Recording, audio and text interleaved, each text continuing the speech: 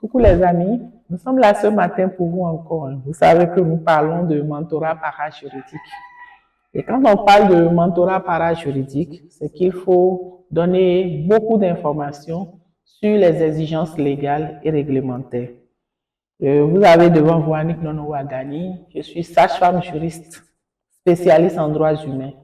Je suis lanceuse d'alerte sur les normes historiques nuisibles pour la santé et contre les violences obstétricales et gynécologiques. Je suis aussi ancien stagiaire de la JICA au Maroc et au Japon. Ce matin, nous avons choisi de partager quelques informations avec vous sur les exigences réglementaires internationales. Et nous allons vous donner le titre des documents que nous avons sélectionnés, ce qui va vous permettre de les rechercher sur Internet et de mieux les exploiter. Le premier document qui m'intéresse ici, le premier document normatif bien sûr, c'est le Code de déontologie internationale pour les sages-femmes.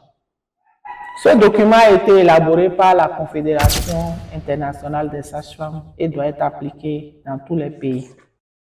Dans ce code, je ne vous lirai pas toutes les informations. J'ai identifié des points importants qui me paraissent importants et qui sont aussi importants pour les sages-femmes. Sur ce, je vous dirais que dans ce code, il y a le préambule, il y a les informations générales, les relations établies dans le cadre de la pratique sage-femme. Et dans ce code, dans la première partie, intitulée « Relations établies dans le cadre de la pratique sage-femme », il y a des sous-titres de A à H, et dans la deuxième partie, il y a aussi des sous-titres, etc., etc. Il y a plusieurs parties. Je vous lirai les informations qui m'intéressent et je vous préciserai les parties. Donc, quand je prends ce document, déjà, au niveau du grand 1, relations établies dans le cadre de la pratique sage-femme, au point B, il est écrit « Les sages-femmes soutiennent le droit des femmes de famille à participer activement aux décisions relatives à leurs soins. » Et quand je prends la deuxième partie intitulée « La pratique sage-femme », au point C, nous avons « Les sages-femmes intègrent des connaissances professionnelles fondées sur des preuves les plus récentes. » On a dit « des preuves les plus récentes » afin de maintenir sa compétence en matière de la pratique sage-femme dans tous les milieux et des cultures.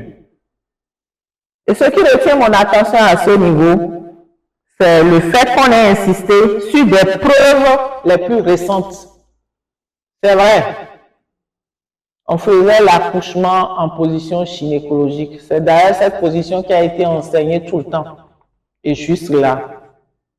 Mais progressivement, dans les écoles de formation de sages-femmes, on a commencé à intégrer l'accouchement humanisé, les soins respectueux et autres. Mais dans la pratique, on constate que les femmes qui viennent accoucher ne bénéficient pas des thérapies alternatives. Et si on se base sur le Code international de la sage-femme, c'est que les sages-femmes doivent comprendre qu'elles doivent développer leurs compétences et offrir les soins en se basant sur des preuves. On parle de médecine basée sur l'évidence. Et on a dit les plus récentes. Dans l'une de nos capsules, on avait parlé de la loi sur la répression des violences faites aux femmes au Bénin, la prévention et la répression. Et on vous a parlé de ce qui concerne l'accouchement. Qu'est-ce qui a été dit au niveau de l'accouchement? Aujourd'hui, nous avons choisi de parler du domaine réglementaire, mais on vous rappelle déjà que dans le domaine légal au plan national, ça a été dit. Et quand nous prenons le Code international de la sage-femme, nous sommes en train de constater ensemble avec vous que les pratiques doivent évoluer parce que la science évolue. Quand je prends le grand 3, dans le grand 3, on a mis les responsabilités professionnelles des sages-femmes. Et à ce niveau, le point B m'intéresse. On dit les sages-femmes sont responsables de leurs décisions, de leurs actions et sont tenues responsables des conséquences des soins qu'elles prodiguent aux femmes. Si les sages-femmes sont responsables et doivent être tenues responsables des conséquences des soins qu'elles prodiguent aux femmes, elles ont alors intérêt à offrir des soins actualisés, fondés sur les droits humains, basés sur la médecine, fondés sur l'évidence. Donc, les sages-femmes qui ont l'habitude de me dire, les collègues sages-femmes bien sûr, qui ont l'habitude de me dire qu'elles n'ont appris que l'accouchement en position gynécologique et qu'elles vont continuer à pratiquer ce type d'accouchement parce que l'État ne les a pas formées, elles n'ont qu'à comprendre que quand on va les ester en justice, elles vont répondre de leurs actes. Ce n'est pas l'hôpital qui répondra. Et quand nous prenons le code harmonisé des sages-femmes de l'espace CEDEAO dans une autre capsule, on a bien lu la partie qui concerne les responsabilités. Je vais évoluer. Au point C, ici, c'est inscrit, les sages-femmes peuvent refuser de ne pas participer à des activités en contradiction avec leurs convictions morales profondes. Cependant, la conscience individuelle de chaque sage-femme ne devrait pas priver les femmes de services de santé essentiels. Je ne vais pas aller dans d'autres domaines qu'on connaît. Aujourd'hui, je suis dans le domaine de l'accouchement. Donc, il ne faudrait pas que les collègues continuent de me dire mon médecin-chef a interdit l'accouchement humanisé, on a rangé les ballons, on a mis telle ou telle chose au magasin. Il revient à la sage-femme de travailler conformément aux normes. Et si on lui donne des instructions illégales, elle a le droit de faire ce qui est normal parce que quand il y aura des pépins, quand il y aura des conséquences négatives, elle sera la seule responsable de ses actes. Quand je passe au point E, on a dit les sages-femmes comprennent les conséquences négatives que la violation des droits moraux et des droits de l'homme ont sur la santé des femmes et des nouveau-nés et s'efforceront d'éliminer ces violations.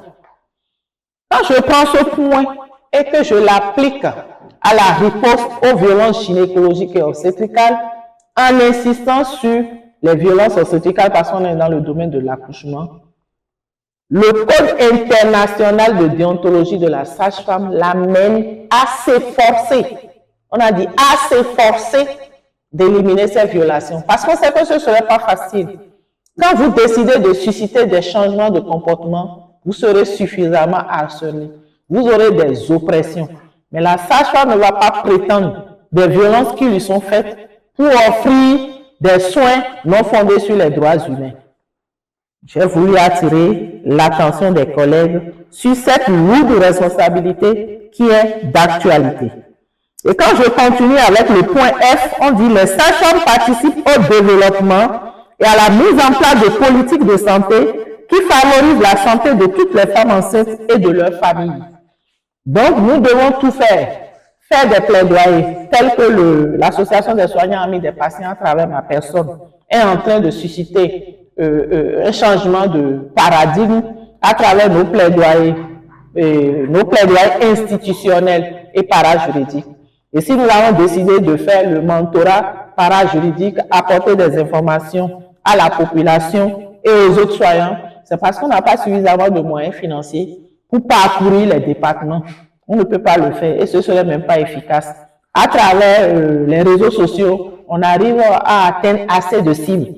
Et d'ailleurs, dans le cadre de la Journée internationale de la sage-femme, édition 2026, la SCM a recommandé fortement que nous libérons nos voix. Nous amplifions les voix des sages-femmes en ligne, ce que je suis en train de faire.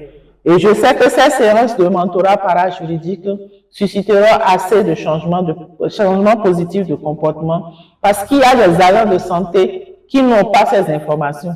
Il y a des sages-femmes, il y a des gynécos qui n'avaient pas ces informations et qui pourront mieux comprendre les collègues sages-femmes qui sont en train de s'efforcer à éliminer les violences ou les violations de droits en milieu sanitaire. Elles ne seront plus vues comme des personnes qui attaquent les gynécos ou attaquent leurs collègues. Je finirai ce document en attirant votre attention, en éveillant la conscience des soignants et des populations sur 2 points.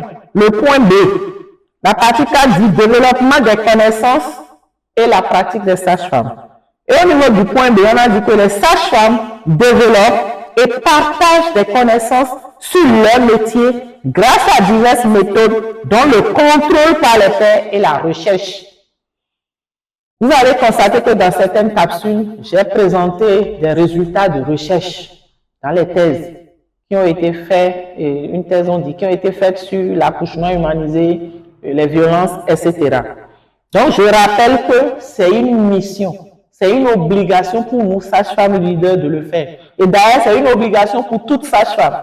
Mais si nous, les sages-femmes leaders, nous avons peur d'ouvrir la bouche, nous avons peur de libérer la parole, nous avons peur de briser les plafonds de verre, c'est que les jeunes sages-femmes ne pourront pas le faire. Et nous n'allons pas atteindre la vision 2030 de notre pratique. Au point C, il a été précisé que les sages-femmes contribuent à la formation officielle des étudiants en pratique de sage-femme et à la formation continue des sages-femmes.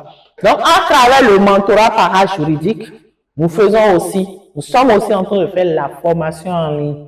C'est une obligation pour nous de partager les expériences que nous avons, de partager nos connaissances avec nos collègues sages-femmes et de partager ces mêmes connaissances avec les jeunes sages-femmes qui sont aussi nos collègues. Je vous remercie par rapport au code de déontologie internationale des sages-femmes. Mais je ne vais pas finir cette capsule en me limitant seulement aux informations qui sont dans le code. Je vais étendre un peu les informations à partager. Je vous avais dit que j'allais donner les titres des documents. Ici, il s'agit d'un avis sur les mauvais traitements, les violences envers les femmes dans les services de soins de santé reproductive, avec attention particulière sur l'accouchement. Ce rapport a été rédigé par le regroupement Naissance-Renaissance, co-signé par la Fédération du Québec pour le planning des naissances. Il y a tellement de choses qui sont documentées. Et ça a été présenté par la rapporteure spéciale aux Nations Unies sur la violence contre les femmes le 17 mai 2019. Et je voudrais rappeler que en mai 2019, le contexte c'était quoi? Le thème international de la journée internationale des sages-femmes en 2019, c'était sages-femmes défenseurs des droits des femmes. Nous devons déjà défendre nos droits, mais nous avons l'obligation de défendre les droits des femmes que nous accouchons. Vous voyez? Donc, si quelqu'un n'est pas informé, on va se dire, mais Madame Annick Nono, elle raconte quoi? Nous sommes en Afrique, nous sommes au Bénin. Je ne raconte pas des histoires. Je partage avec vous des informations capitales qui sauveront quand même la corporation sage-femme. Je continue. Ici, c'est la déclaration de la FIGO. La FIGO, c'est la Fédération internationale des gynécologues obstétriciens. Cette déclaration a été faite le 26 août 2021 et il y a des engagements qui ont été pris. Parmi ces engagements, il y en a qui sont liés à l'éducation, à la promotion, à la tradition de recherche et tout en se reposant sur le traitement éthique des femmes et des filles. On a dit continuer de s'occuper du traitement éthique des femmes et des filles. Je ne lirai pas tout ce qui est dedans. Allez chercher, révisez. Si vous avez des questions, comme vous avez l'habitude de le faire, envoyez-moi les questions inbox sur mon numéro que vous connaissez déjà. Un autre document de l'Assemblée générale des Nations Unies. Ce document est intitulé Adoption d'une démarche fondée sur les droits de la personne dans la lutte contre les mauvais traitements et les violences infligées aux femmes dans les services de santé procréative, en particulier les violences commises pendant l'accouchement et les violences obstétricales. Et ça, c'est la note du secrétaire général. Ici, je vous invite à aller télécharger le document et à lire. C'est vaste. Et pour le temps qui m'est accordé, je ne pourrai pas aller à l'intérieur. Une autre information que je voudrais partager avec vous, c'est le mouvement PUSH, l'initiative PUSH, qui est une campagne mondiale dans le but d'accélérer les progrès dans la réduction de la mortalité maternelle néonatale, de faire avancer les droits en matière de santé sexuelle reproductive, d'éliminer les principaux obstacles au leadership des femmes dans les métiers de la santé, de modifier les normes de genre sous-jacentes qui dévalorisent les droits, la vie et le travail des femmes. Et les sages-femmes étant des femmes, les sages-femmes sont concernées par cette initiative depuis 2021. Nous sommes en 2026, ça fait 5 ans déjà que l'initiative existe. Et cette initiative, si vous allez voir le logo de PUSH, c'est vrai que c'est une initiative de AICM, vous allez voir AICM, mais vous allez voir aussi PUSH. On a mis PUSH for Rights, PUSH for Women, PUSH for Midwives. Donc on a dit de s'efforcer, de pousser suffisamment les droits en général, les droits des femmes et les droits des sages-femmes.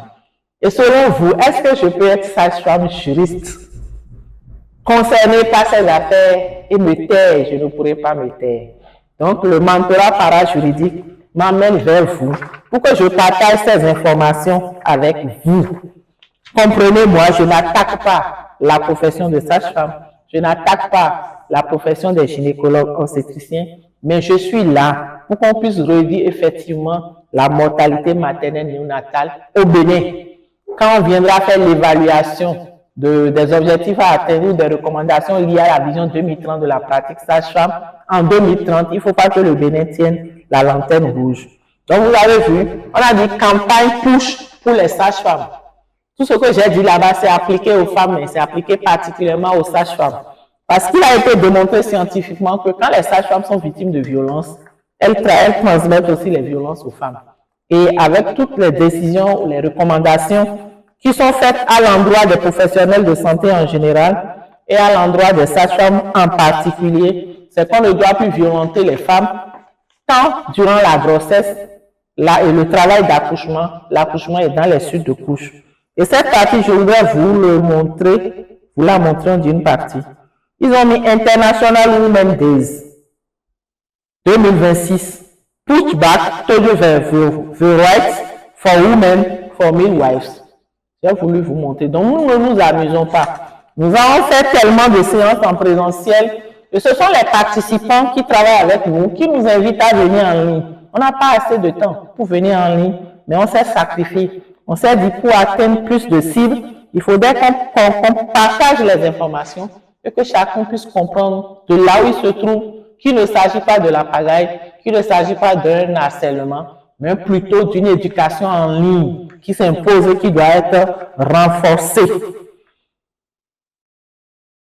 Un autre document qui m'intéresse, c'est l'état de la pratique sage-femme dans le monde en 2021.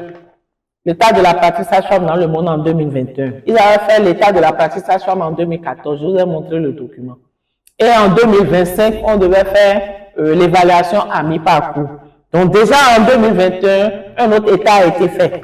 Et par rapport à cet état, beaucoup de choses ont été dites.